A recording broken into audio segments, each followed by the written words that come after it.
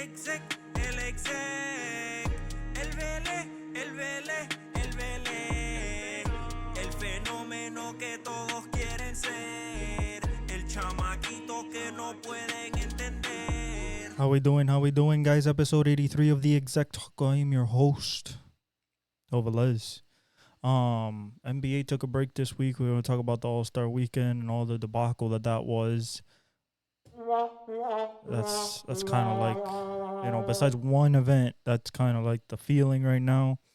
Across the board, not just with me, but with Shannon and Skip and everybody. Stephen A. Excuse me.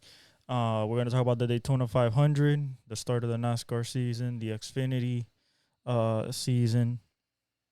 F1 starts tomorrow. Not the racing, but testing. That eyes can get first eyes on the cars, on how they're performing and everything. So tomorrow we start figuring out based on speeds and lap times around Bahrain. We will see if Red Bull's going to be as dominant as they were last year, because they rolled out in testing last year and they were really dominant. So we'll see what happens there. We'll see how the Mercedes in the new car is doing. Ferrari, Aston Martin, see if McLaren is a little bit closer to Red Bull in that respect, hopefully. We're going to hit on a couple free agency things. Free agency hasn't opened, of course, for the NFL, but the tag deadline starts today. Today's Tuesday. So it starts today. It's open for 2 weeks. We're going to talk about some players, whether they should be tagged, not tagged, signed, not signed, let them take a test free agency. Since we already had our recap a little bit last week Thursday, with the NBA All-Star break, as in like the standing and stuff like that, we're not really going to hit the NBA too hard. We're mostly going to talk about the All-Star game and All-Star Saturday night and stuff like that.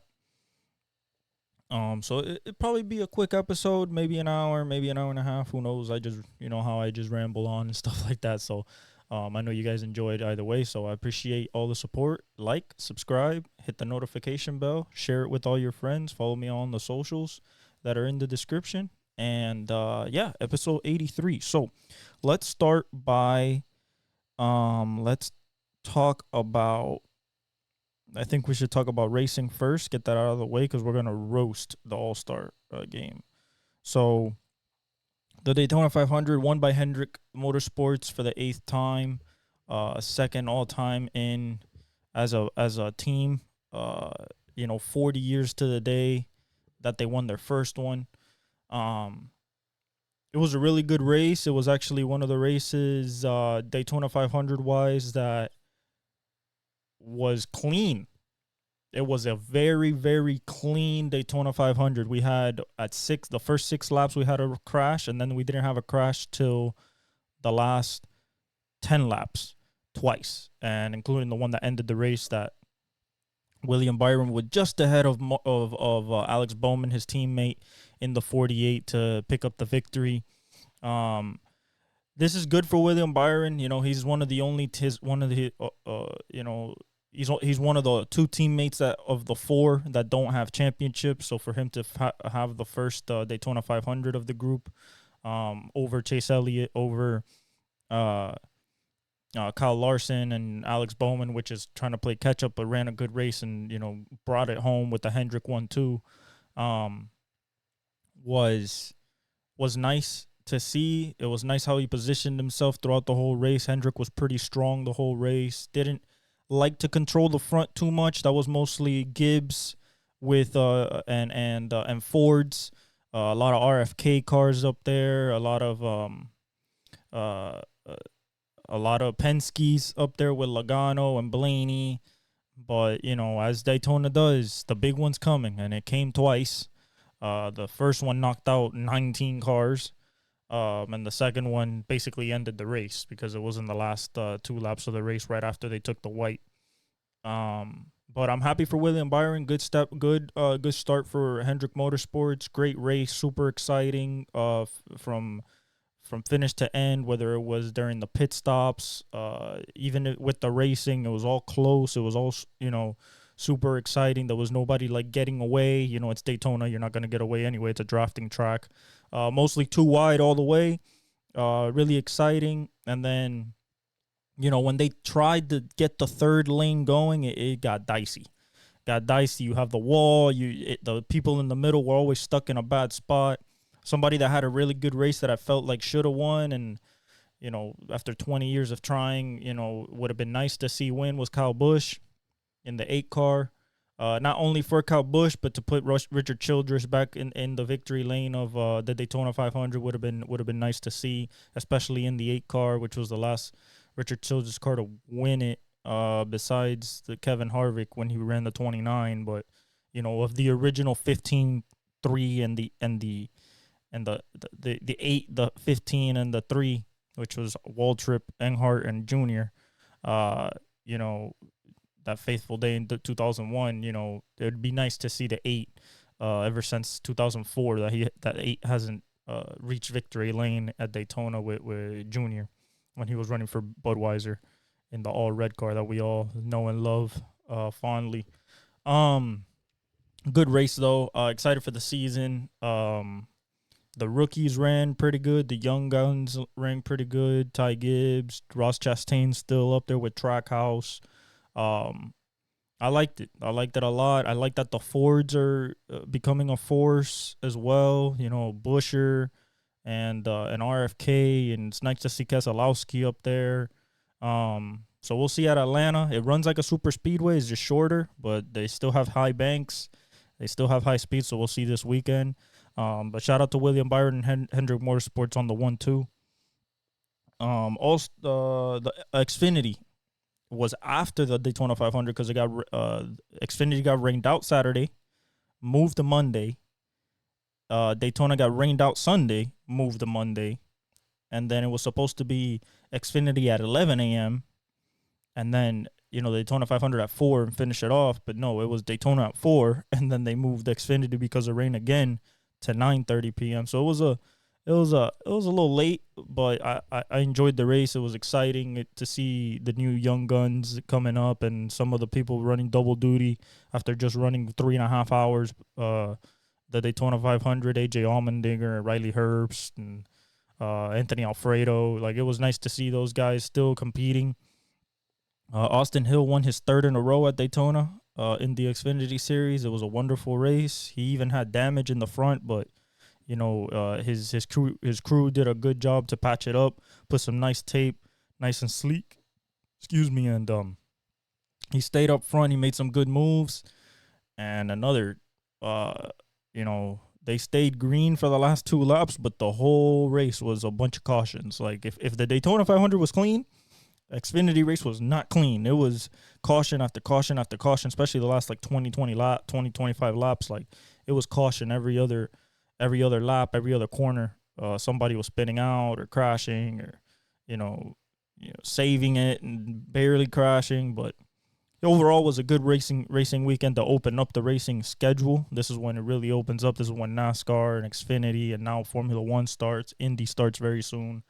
IMSA goes to Sebring in a little bit. I'm going to the NHRA event, the first one of the year in Gainesville, to go see drag racing.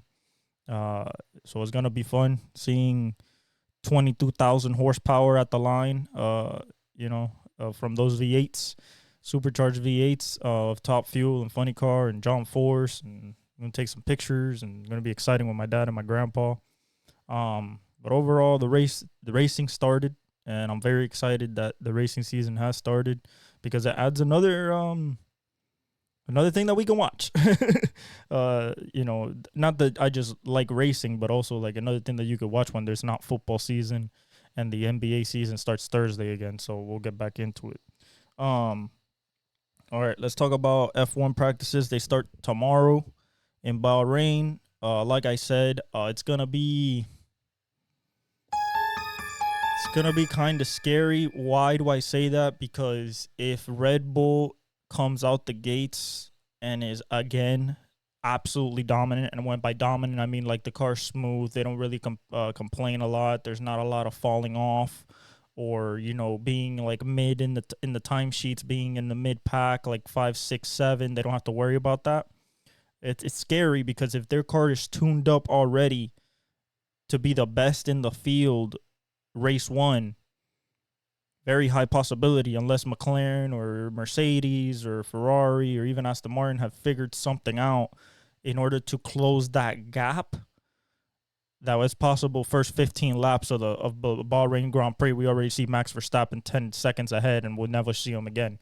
And it's gonna be catch up from race one again to try to beat him for a championship. So and I would like, and a bunch of friends wouldn't like that. We want to see competitiveness. We want to see the DRS work for everybody, not just be overpowered for Red Bull. I love Formula One, period. It's not that I'm a Red Bull hater. I just want like actual competition, whether that's Norris from McLaren, whether that's Lewis and Russell from Mercedes, whether that's Carlos Sainz and Leclerc from Ferrari, or Alonso in Aston Martin. Like, I just want to see good competition and racing like Formula One's been known to have back in the day. And just to have excitement, just to be, lap 25 of 70, and, we're not looking at Verstappen 25 seconds ahead of everybody, and then we're seeing, like, midfield battles for our excitement. I rather would see the lead change hands, pit strategy come into play, undercut, overcut. I really want all that to come back into play. One thing is, like, Monaco's probably not going to be as exciting this year as the last, it hasn't been exciting for the last 2-3 years, especially ones because of rain, and the other one because the cars are too big. But in 2026, so 2 more years, the car's going to get smaller. It's going to get back to like kind of how it was in the 90s a little bit. The cars get smaller, less wide, and Monaco would become another spectacle of racing, how it has been for the last 60 years. But excited for Formula One. Really want Lewis to get his 8th before he goes to Ferrari. It would be nice for him to get his 8th championship, break the record with Michael Schumacher right before going to the Prancing Horse, and trying to build a legacy over there, over his however much his career he wants to have left. It would be nice to see Fernando have success. He is a 2-time back-to-back champ, back in 08, 09. But, at the same time, is Aston Martin going to be a good car? They were improving last year, and then they got slow at the end, so we'll see what happens there. Norris, I think, is the one next in line to challenge Verstappen. It used to be Leclerc, but I think McLaren last year, like, kind of pronounced itself as like, hey, we're coming. So depending on how the car is during testing and this first Grand Prix is how that's going to go. George Russell's going to try to take that number 1 spot away from Lewis at Mercedes because he's leaving. So I think, George is going to try to be number 1 on the timesheets, number 1, trying to get poles, trying to get, podiums, and try to challenge for the championship and try to kind of but like show that he's a good number 1 driver for the future. But very excited about F1. All right. Before we get to the All-Star game, we have to talk about somebody got fired in the NBA right after the All-Star game. Actually, it was, I think, yesterday he got fired in the morning. Jacques Vaughn is out of a job as the Nets head coach. They haven't decided who's going to take over, but let's look at the firing. They've been an exciting yet disappointing watch all year, and you're like, wait, what? Exciting and disappointing. So you're like, this and this. Let me explain. They've gotten up. I've seen their highlights, and they're up 15, 20 points. And the leads absolutely disappear in the fourth quarter. I'm talking about disappear. They can have a 15, 12, 21. And I've seen those leads absolutely go by the wayside. And that's why they're 11th, I believe, right now in the Eastern Conference because of that reason, or 12th. Because they don't know how to finish games. It's not, I don't understand how you have that much of a lead. Defense goes by the wayside. They're 11th right now, 21-33, 21 and a half games back. I mean, they're still 2.5 games back of Atlanta at 10. So they can make a push if they get everything together, but they're 4-6 in their last 10, lost 2 in a row, minus 22, minus 2.2 point differential. I don't understand how you could get leads and just blow them. Now Golden State has done that a lot this year. But a team that says they want to build around Mikal Bridges, but have a bunch of assets in the team that you can get out, get picks, try to make it better for the future, bring in somebody, and then trade other three pieces. Like, it's a lot of interchangeable parts on that team. So for Jacque Vaughn, it was between a rock and a hard place. They weren't going nowhere. They needed a change of scenery. Maybe, the blown leads in the fourth quarter led to this. Of course, you're not gonna get fired for no reason, if you're doing good, Adrian Griffin. But that's different. Your expectations was to be number one in the East, and your defense did not show that.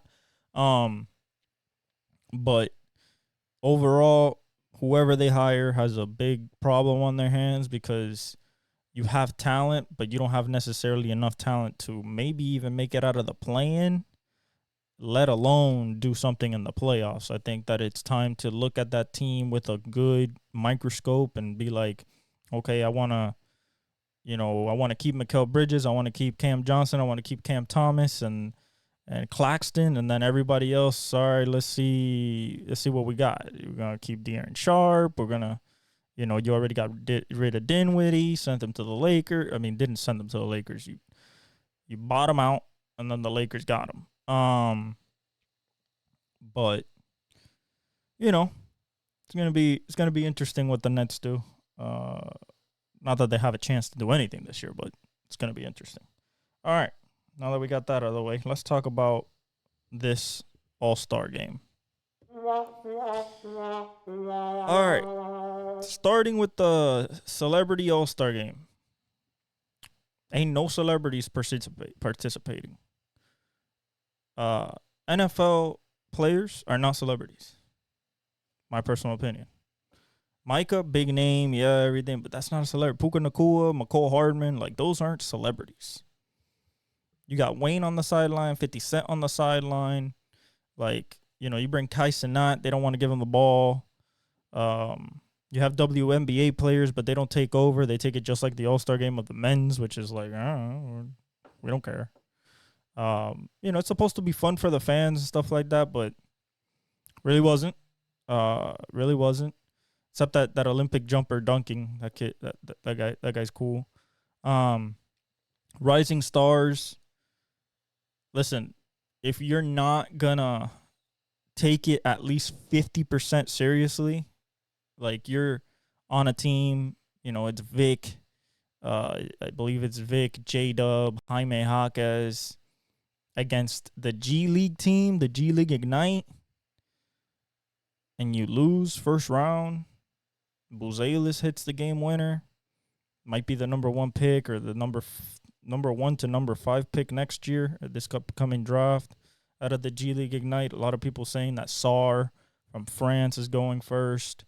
So we might have France back-to-back first picks in the NFL draft. I wonder if that's ever happened. I don't believe so.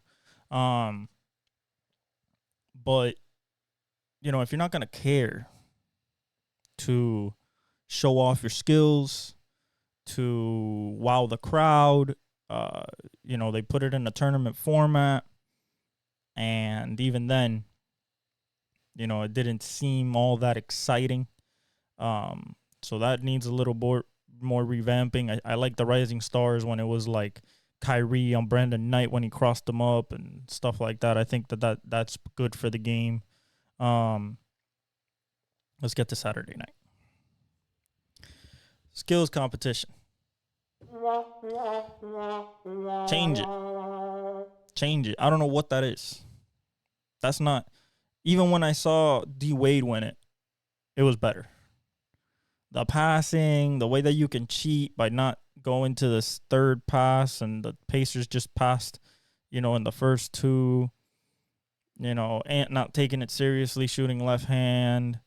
The shooting was bad. You took 59 seconds, 58 seconds to hit a half court shot. They weren't even close.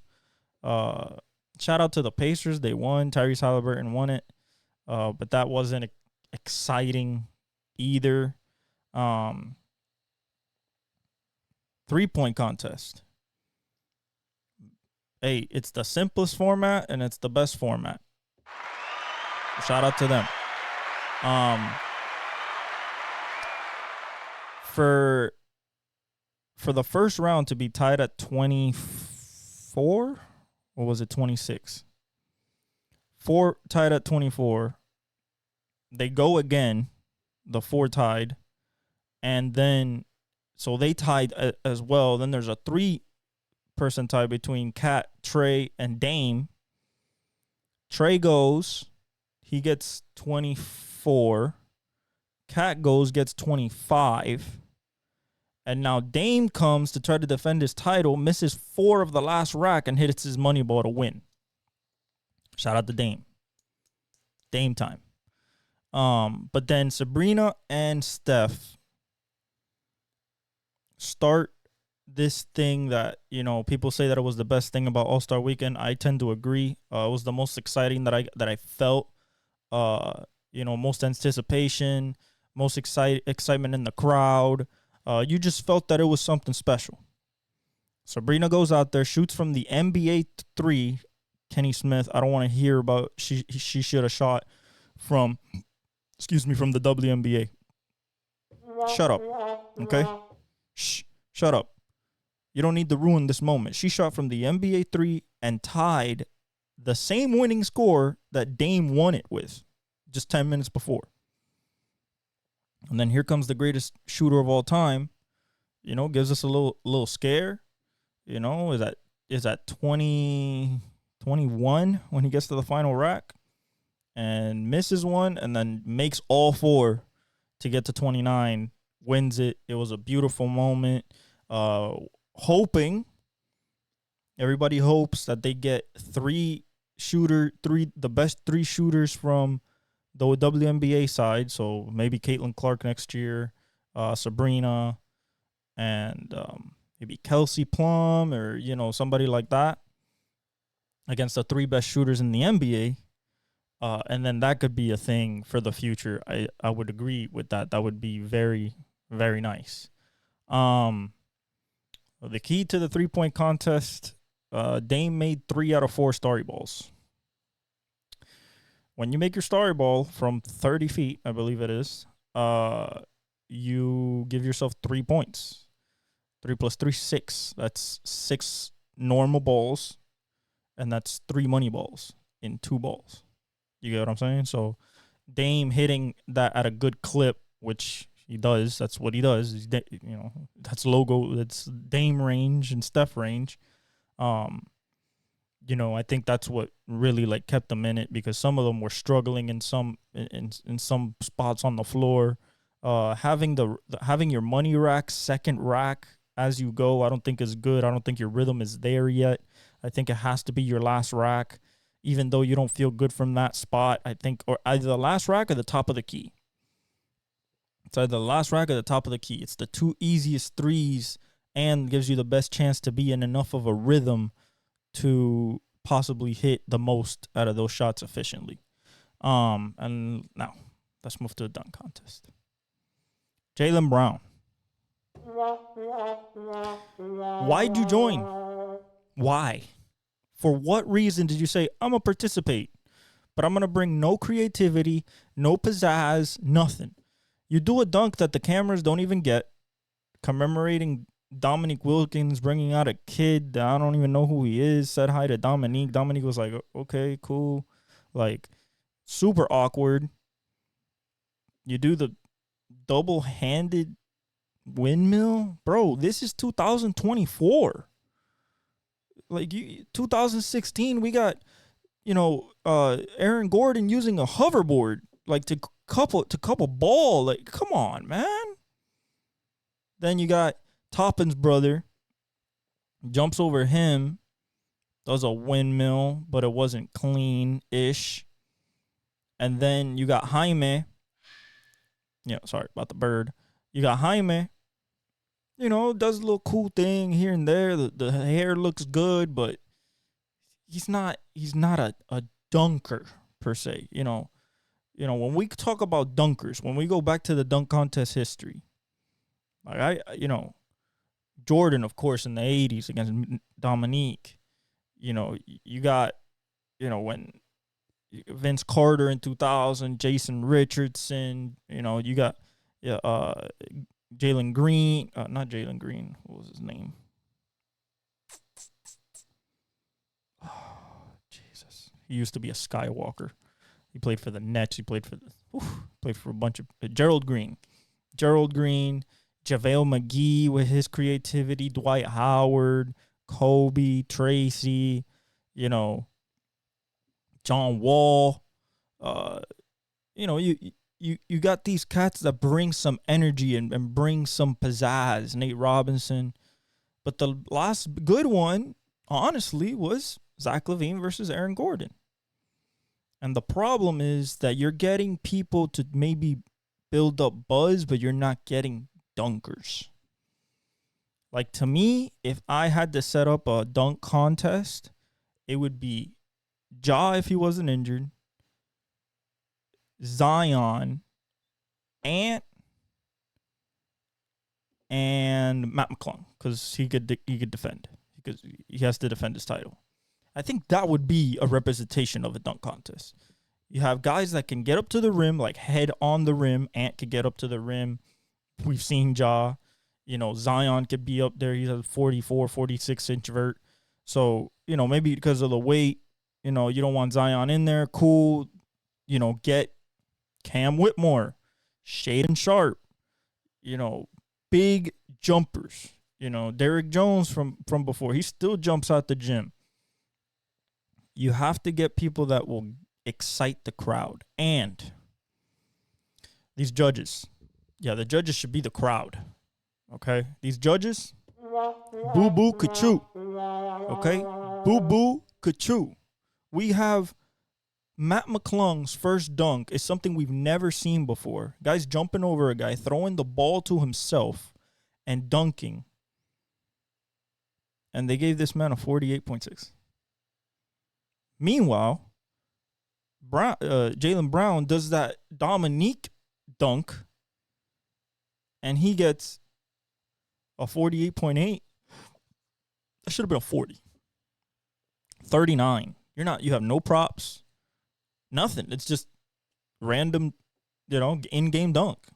I've seen you before, way before. So it's either the crowd that has to be. He got booed, and he got a 48.8 on a dunk. Booed.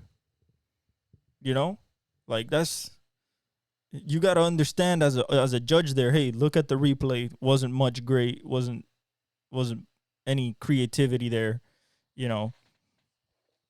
And especially for a guy that has athleticism, that can get up there, has some power. We're not talking about a softie here. But the level of creativity that you see from Matt McClung is way better. Way more innovative, trying to bring something new. He damn near he got into the final round with the same dunk he did last year. The reach up, spin super quick, in the air. Give him a 49 for that or something like that. But then, when it comes down to it, Jaylen Brown brings out Kai Cenat. Good job, Kai.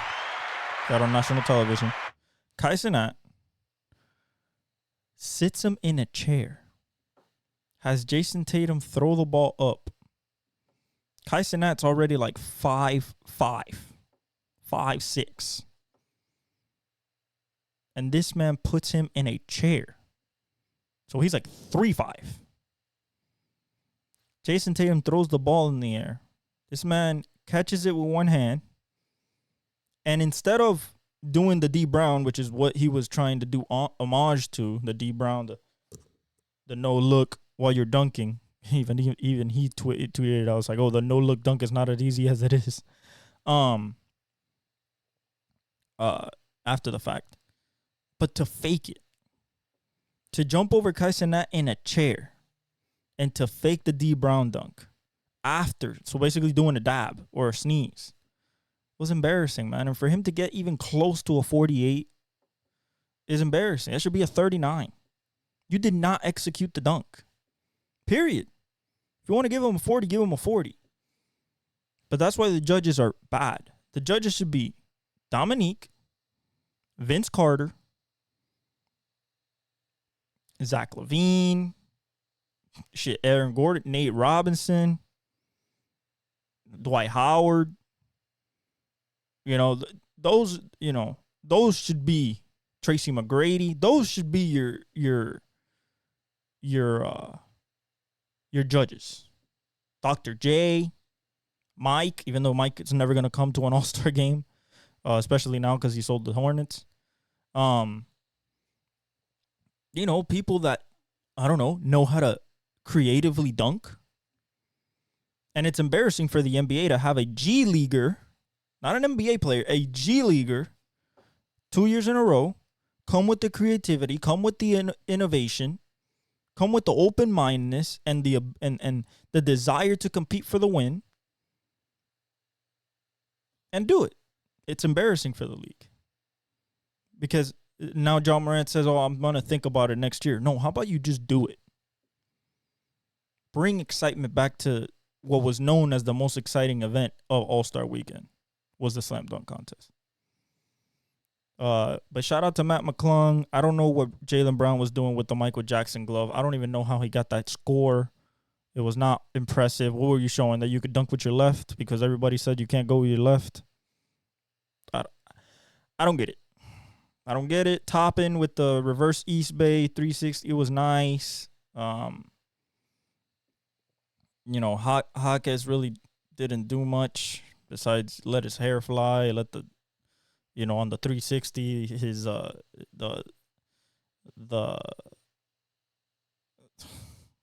hat, the flat bill, snapback fell off. Like, it was cool, but he wasn't going to win that. And then Matt McClung brings out Shaq.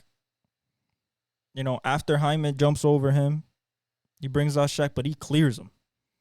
Grabs the ball, dunks backwards, and he wins. He got a 50 for that. He should have gotten a 50 for the one that he threw up to himself. That should have been a 50. But yeah, just disappointing. And then to the main event, which was the All-Star game on Sunday. If there's no money on the line, and I'm talking about real money, $1 million, $2 million, $3 million, you ain't gonna have guys playing. They're on a break. They have to get ready for the second half of the season, so you have to incentivize, just like you did with the in-season tournament. You have to incentivize the players. I remember when D Wade, LeBron, Kobe, Tracy McGrady, it's Tim Duncan, Shaq, Dwight. Like, I remember when they were all stars.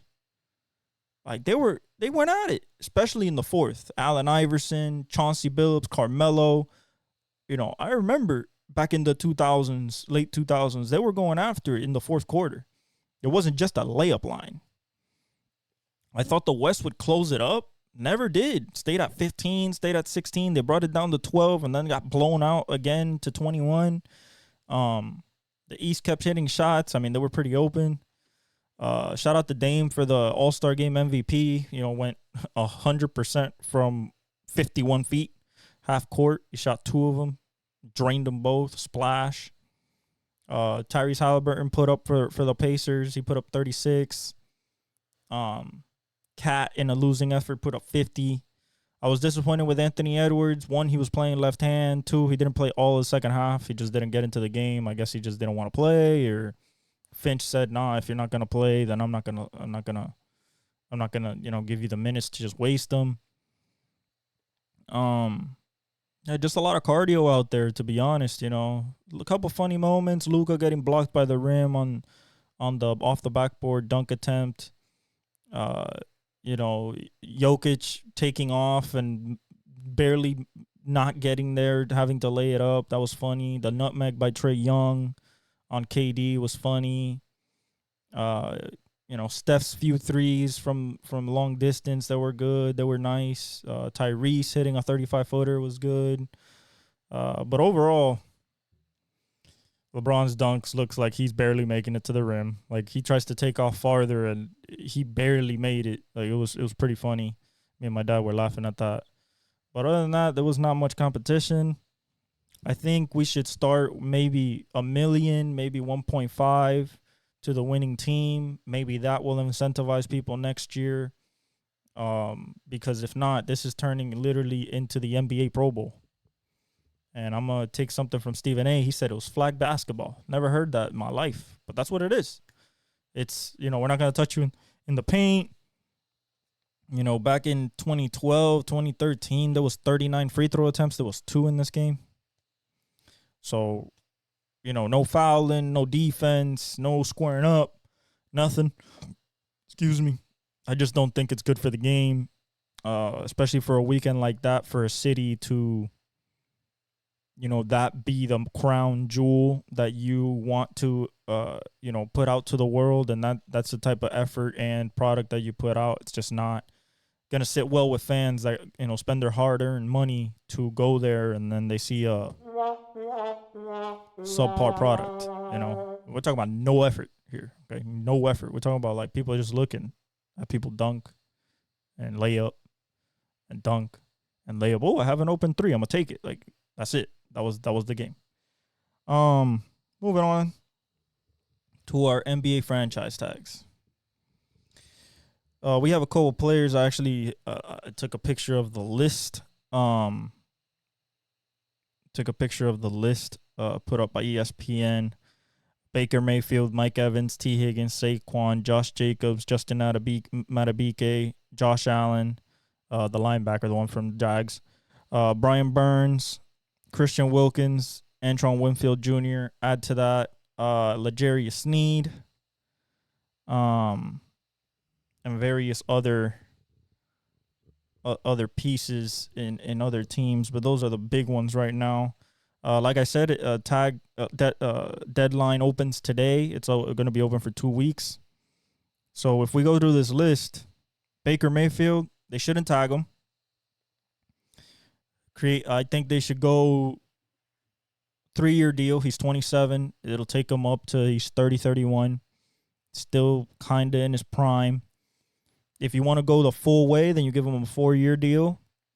Something comparable maybe to like the Geno Smith or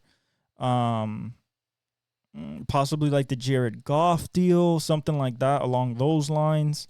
I just think that they found their quarterback. Now, keeping Baker Mayfield and losing Mike Evans, that will be a tough one. So I think that they should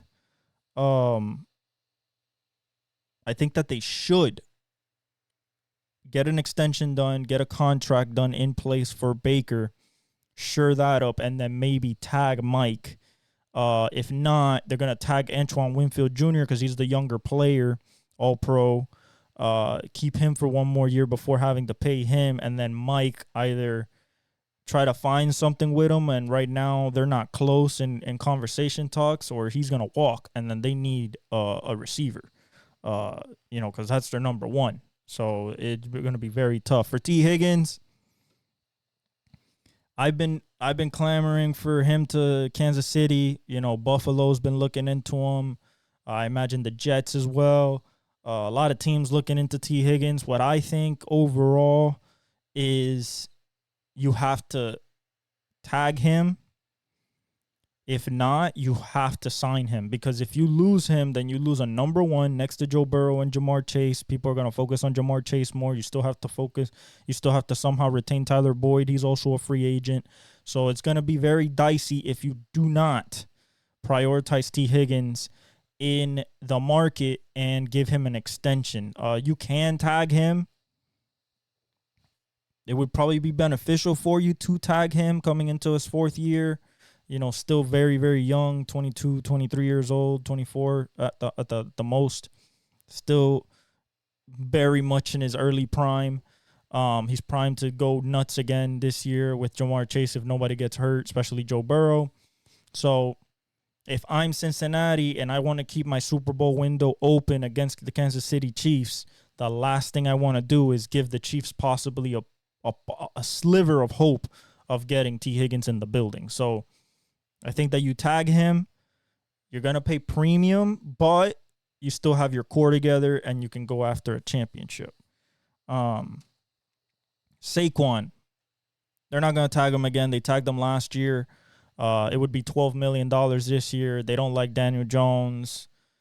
You know, supposedly Saquon said that's where he wants to be, but they have to know financially how they're doing. I think Saquon's leaving. I think that he's going to walk in free agency, or even if no, I think he's going to walk, because if they tag him, I don't think anybody will try to send in an offer that they can match, and they'll just get stuck with the tag again. Saquon, they were talking about this a little bit on ESPN. Saquon could be like the Christian McCaffrey type, where it's like really good in the original team he got drafted in, a couple hurt seasons and stuff like that, but very, very dynamic player. And a guy that if you put on a Miami Dolphins, on a Chiefs, on, you know, James Cook is in Buffalo. I don't want to take his shine, his way. Breece Hall's in the Jets, but you know, you put a guy like that in Green Bay next to Aaron Jones. You put a guy like that in Minnesota with Kirk and JJ. Even, hey, you know, I love Dameon Pierce, but maybe even in Houston with CJ Stroud, you put a guy like Saquon, dynamic, can get out the backfield, can hit the home run, can run like a receiver. You give him another weapon like that, it will make that offense a lot better. I think they're more willing to pay him, especially because they have a lot of cap space, that being Houston. But at the same time, like, if I'm the Giants, I'm prioritizing quarterback. And, you know, whether that's moving up in the draft or looking for somebody like Kirk Cousins or something like that, I'm thinking Saquon is not in the future plans of the team in moving forward. So I would look at people like Houston and like the Vikings and stuff like that, like people that just need like one more piece to try to like solidify. You know, the Jags got Travis Etienne. You can look at the Titans, maybe, since Derrick Henry might be moving on, or most likely is moving on. The Broncos.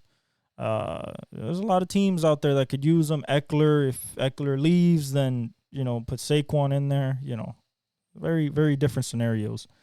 Josh Jacobs, speaking of the Raiders, I think they have to keep him just for the overall fact that he's one of the culture setters in there. Former leading rusher in the league, still young, out of Alabama, so he's not going to cause any problems. I think he's a foundational piece of that team, especially on the offensive side of the ball, and as a leader with Max Crosby. Helps Aiden O'Connell a lot, I believe. Devontae likes him. Just a hard-nosed player, knows what Raider football's about. I just think that he adds a level of physicality and toughness to that team that they're not going to find everywhere else, and he can still hit you with the home run. He's still young. He's still like 24, 25. So, you know, I think everything to me tells me that you tag him. Will he like that? Probably not. He wants probably some security. If he does walk, that's a guy just like Saquon, could go to Green Bay next to Aaron Jones, could go to Houston, could possibly find his way to Tennessee, you know, even Tampa Bay, you know, people that would really, really use him. Maybe he goes to the AFC North, maybe depending on how Joe Mixon is, or depending on what they want to do with Najee Harris and Jaylen Warren in Pittsburgh, or how many hurt running backs they have in Baltimore. So it's a lot of moving pieces there. Another guy that would be good for the Chargers, hard-nosed, can hit the home run. But I think they like Eckler because they can catch the ball out of the backfield, obviously. Josh can do a little bit of that, but not at the level that Eckler can. So I think it'd be very surprising if they don't keep him, but, overall, I think that it would be a mistake not to keep him. Just Antonio Pierce as who are your leaders on the team, and I know that he is. Him and Aiden O'Connell got along pretty well, so I think that overall it would be a good idea for them to keep him. But he might leave. Justin Madubuike, the best pass rusher for the Ravens last year, the guy who led them in sacks, I think with 12 or 13. The Ravens are a team that they can draft, they can get free agency, they can hit on defense pretty well. They've done it throughout their whole history, going back to Ray Lewis and Terrell Suggs, and Bart Scott. Like they know how to do defense and defensive line. So I'm not really worried about their defensive line, but I think that it would be sacrilegious to not retain Madubuike because he is the biggest threat on that line, and he accentuates what Davion Clowney can do. Bring along the Pierce, the D tackle. It opens up stuff for him. Madubuike grabs a little bit of attention, allows Kel Van Noy to do his thing. So overall, I think that he should be a piece that they work on retaining. If not, that could possibly be a spot where you might see the Chiefs, if they can't retain Chris Jones, go after Madubuike to try to shore up that one of those edges. If they lose Chris Jones. Now, we're going to talk about Chris Jones in a minute, but I don't think that should happen. I think that the Ravens should want to keep Madubuike, and Chris Jones should stay with the with the Chiefs. Josh Allen for the Jags.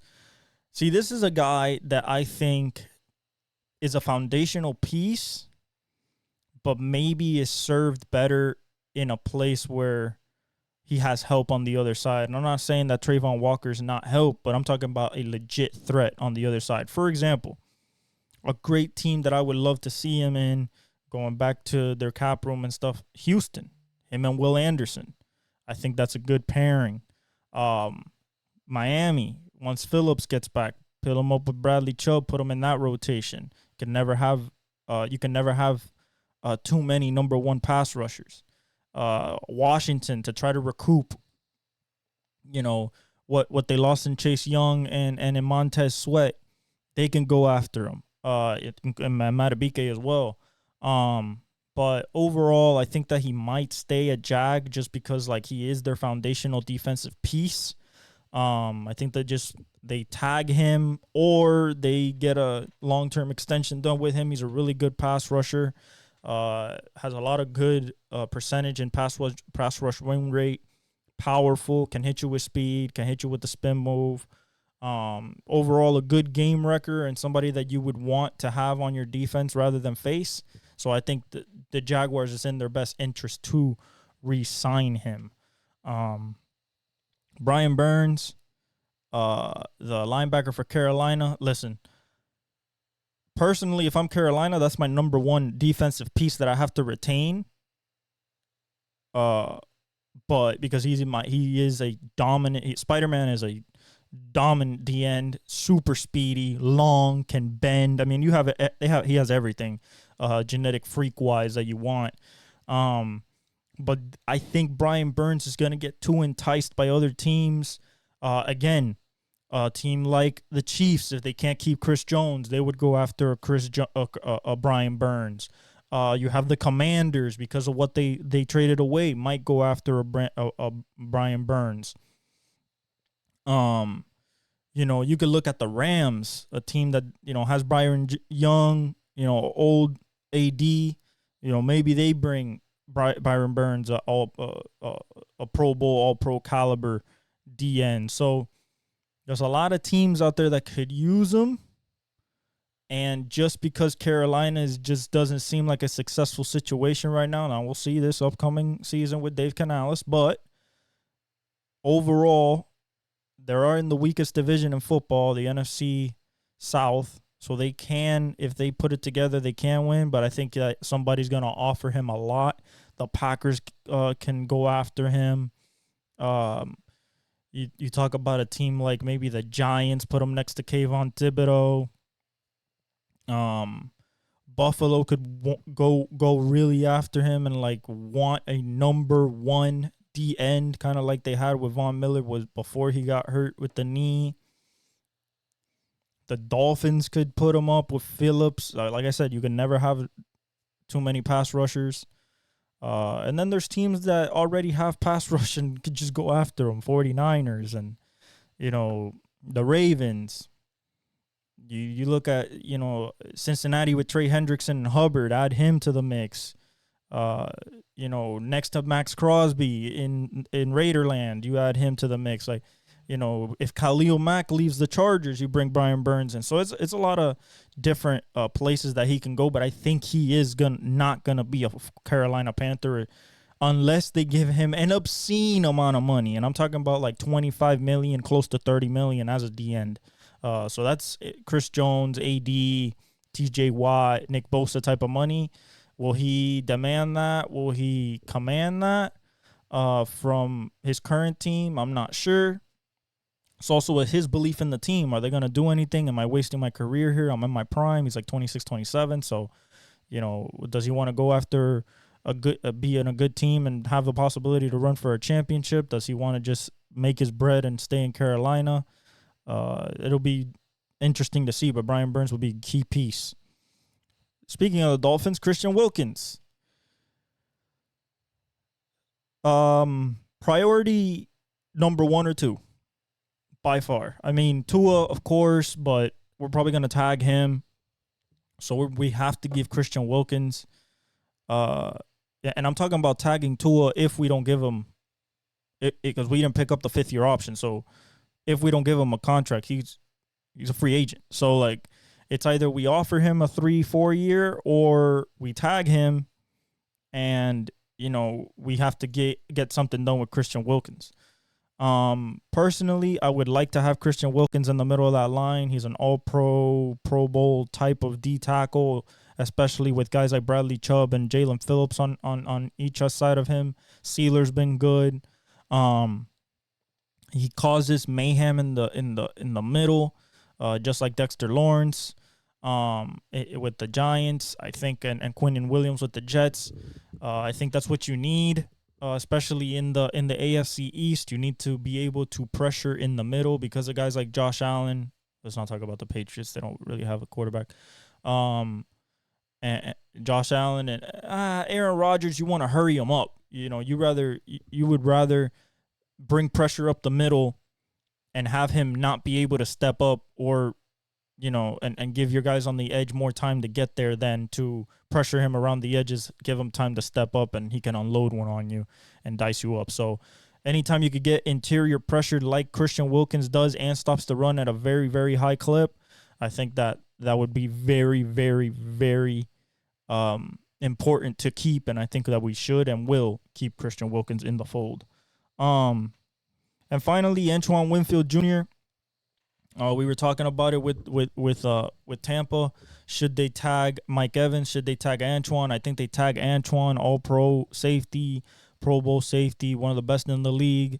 And then Mike is going to be the tough one because I don't think Mike will come up with a number that will stay with Tampa. That's going to hurt Baker Mayfield in talks, because he's not going to have his number one receiver. So all that is moving pieces. The defense is a little older. So it's going to be a lot of moving pieces, I think, in Tampa Bay, a lot of new faces, and a lot of old faces in new places, if you know what I mean, from that team. Mike Evans could end up with the Chiefs. Mike Evans could end up with the Bills. Like, Mike Evans could end up with the Jets. Like, it's very flowing, the situation with the Tampa Bay Buccaneers, because I think they will tag Antoine Winfield because he is the younger player. He's a star, and one of the leaders on the defense. Mike Evans being a little older, the deal that they have to make with Baker. So we'll see what happens there. But I think they will tag Antoine Winfield Jr. Those are just the big ones. Other than that, L'Jarius Sneed, you need to make a deal with him. It's going to be tough to keep Chris Jones and L'Jarius Sneed. You have to find a way to keep at least one of them. I think that's going to be the most likely scenario. I don't think that they can keep both because of their cap situation. You can't tag Chris. You have to give him a deal. He has to be in the $30 million range because of what he's done. 3-time Super Bowl champ. Has affected every Super Bowl. Has sacks in playoffs.